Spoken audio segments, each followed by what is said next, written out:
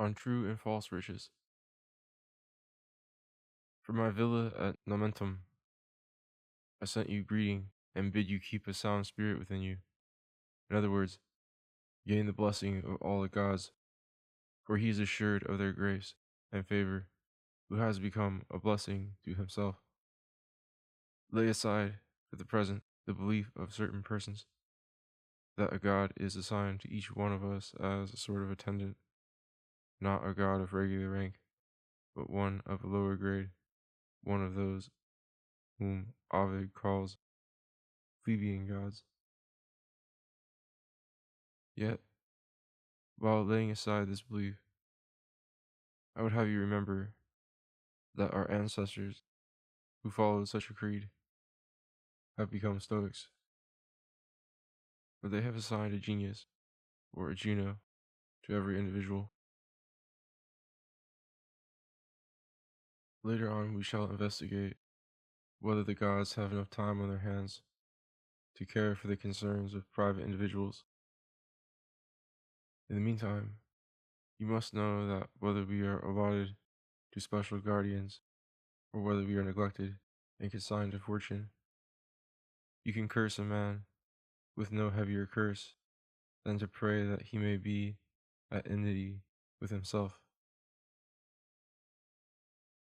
There is no reason, however, why you should ask the gods to be hostile to anyone whom you regard as deserving of punishment.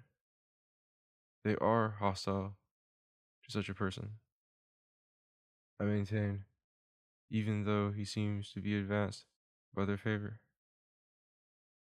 Apply careful investigation, considering how our affairs actually stand, and not what men say of them.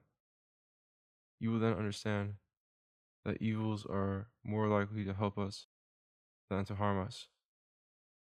For how often has so-called affliction been the source and the beginning of happiness?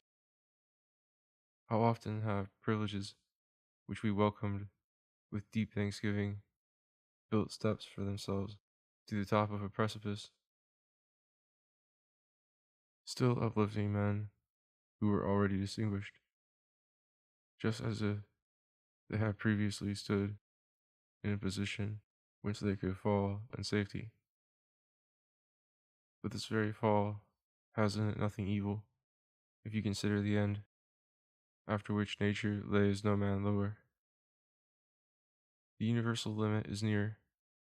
Yes, there is near us the point where the prosperous man is upset, and the point where the unfortunate is set free.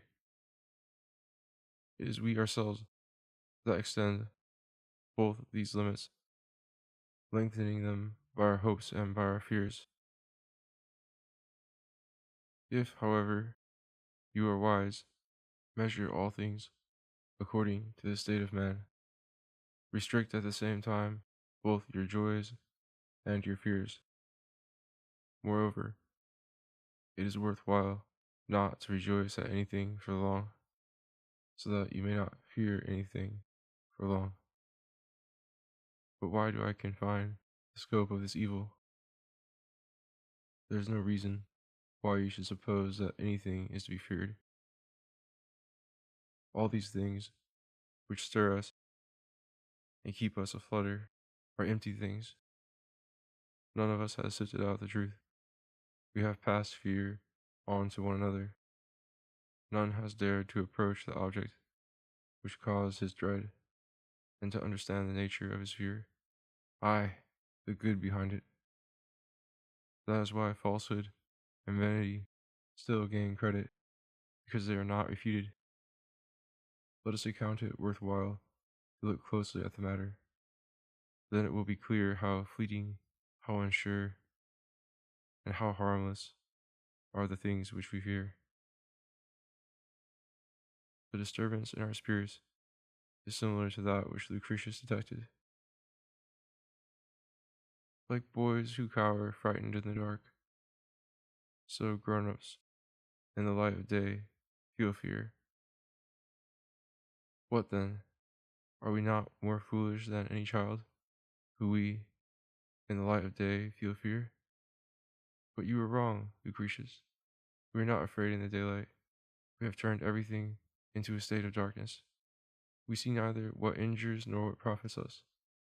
All our lives through, we blunder along, neither stopping nor treading more carefully on this account. But you see what madness it is to rush ahead in the dark.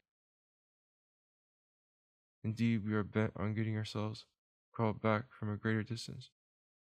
And though we do not know our goal, yet we hasten with wild speed in the direction whither we are straining. The light, however, may begin to shine, provided we are willing, but such a result can come about only in one way: if we acquire by knowledge this familiarity with things divine and human, if we not only flood ourselves, but steep ourselves therein. If a man reviews the same principles, even though he understands them, and applies them again and again to himself, if he has investigated what is good, what is evil, and what has falsely been so entitled, and finally, if he has investigated honor and baseness and providence, the range of the human intelligence is not confined within these limits. It may also explore outside the universe, its destination and its source, and the ruin towards which all nature hastens so rapidly. We have withdrawn the soul from this divine contemplation and dragged it into mean and lowly tasks, so that it might be a slave to greed, so that it might forsake the universe and its confines, and, under the command of masters who try all possible schemes, pry beneath the earth and seek what evil it can dig up therefrom, discontented with that which was freely offered to it. Now God, who is the Father of us all, has placed ready to our hands those things which he intended for our own good. He did not wait for any search on our part, and he gave them to us voluntarily. But that which would be injurious, he buried deep in the earth. We can complain of nothing but ourselves, for we have brought to light the materials for our destruction, against the will of nature, who hid them from us. We have bound over our souls to pleasure, whose service is the source of all evil. We have surrendered ourselves to self-seeking and reputation, and to other aims which are equally idle and useless. What, then, do I now encourage you to do? Nothing new. We are not trying to find cures for new evils. But this first of all, namely, to see clearly for yourself what is necessary and what is superfluous. What is necessary will meet you everywhere. What is superfluous has always to be hunted out, and with great endeavor. But there is no reason why you should flatter yourself overmuch if you despise gilded couches and jeweled furniture. For what virtue lies in despising useless things? The time to admire your own conduct is when you have come to despise the necessities. You are doing no great thing if you can live without royal pomp, if you feel no craving for boars which weigh 1,000 pounds, or for flamingo tongues, or for the other absurdities of a luxury that already wearies a game cooked whole and chooses different bits from separate animals.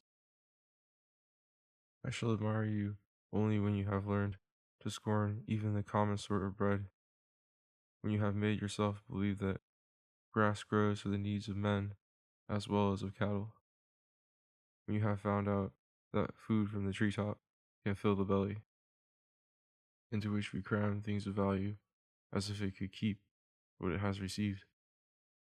We should satisfy our stomachs without being over nice. How does it matter what the stomach receives, since it must lose whatever it has received? You enjoy the carefully arranged dainties which are caught on land and sea. Some are more pleasing if they are brought fresh to the table. Others, if after long feeding and forced fattening, they almost melt, and can hardly retain their own grease. You like the subtly devised flavor of these dishes, but I assure you that such carefully chosen and variously seasoned dishes, once they have entered the belly, will be overtaken alike by one and the same corruption. Would you despise the pleasures of eating? Then consider its result. I remember some words of Attalus, which elicited general applause. Riches long deceived me. I used to be dazed when I caught some gleam of them here and there. I used to think that their hidden influence matched their visible show. But once, at a certain elaborate entertainment, I saw embossed work in silver and gold equaling the wealth of a whole city, and colors and tapestry devised to match objects which surpassed the value of gold or of silver, brought not only from beyond our own borders, but from beyond the borders of our enemies. On one side were slave boys, notable for their training and beauty. On the other were throngs of slave women, and all the other resources that a prosperous and mighty empire could offer after reviewing its possessions. What else is this, I said to myself, than a stirring up of man's cravings, which are in themselves provocative of lust? What is the meaning of all this display of money? Did we gather merely to learn what greed was? For my own part, I left the place with less craving than I had when I entered. I came to despise riches, not because of their uselessness, but because of their pettiness. Have you noticed now, inside a few hours, that program, however slow moving and carefully arranged, was over and done? Has a business filled up this whole life of ours, which could not fill up a whole day? I had another thought also. The riches seemed to me to be as useless to the possessors as they were to the onlookers. Accordingly, I say to myself, whenever a show of that sort dazzles my eyes, whenever I see a splendid palace with a well-groomed corps of attendants and beautiful bearers carrying a lifter, why wonder? Why gape in astonishment? It is all show. Such things are displayed, not possessed. While they please, they pass away. Turn thyself rather to the true riches. Learn to be content with little, and cry out with courage and with greatness of soul, we have water, we have porridge. Let us compete in happiness with Jupiter himself. And why not? I pray thee, make this challenge even without porridge and water. For it is base to make the happy life depend upon silver and gold, and just as base to make it depend upon water and porridge. But, some will say, what could I do without such things? Do you ask what is the cure for want? It is to make hunger satisfy hunger. For, all else being equal, what difference is there in the smallness or the largeness of the things that force you to be a slave? What matter how little it is that fortune can refuse to you? Your very porridge and water can fall under another's jurisdiction. And besides, freedom comes not to him over whom fortune has slight power, but to him over whom she has no power at all. This is what I mean. You must crave nothing, if you would vie with Jupiter, for Jupiter craves nothing. This is what Attalus told us. If you are willing to think often of these things, you will strive not to seem happy, but to be happy, and, in addition, to seem happy to yourself rather than to others. Farewell.